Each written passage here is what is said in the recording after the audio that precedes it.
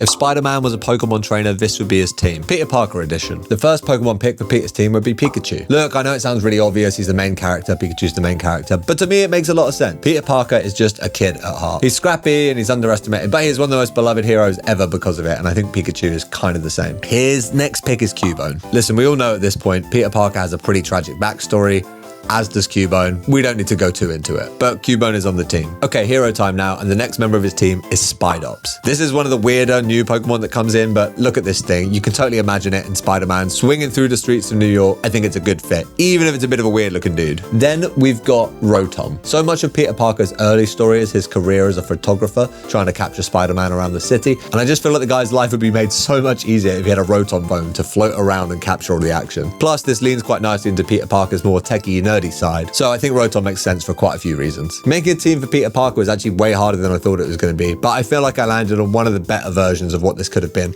But if you feel different, let me know in the comments, and remember to follow because I'm going to be doing all your favorite superheroes Pokemon teams. The next pick for Spider-Man's team is Lucario. These guys would kick ass together. I can totally imagine when Peter decides to get into his training arc, Lucario being the Pokemon he relies on to toughen him up, but I also feel like it's a Pokemon that really well encompasses with great power comes great responsibility. For Peter Parker's ace, I ended up landing on Dragapult. Look, I said that this was hard to build a team for, and I meant it. I'd be lying if I said I was completely happy with this, but in terms of power, speed, relying on the strength of others as well as yourself, to me it kind of made a bit of sense. But I don't know, is there a Pokemon you feel like is a better ace for Spider-Man? Let me know and follow along for the next hero.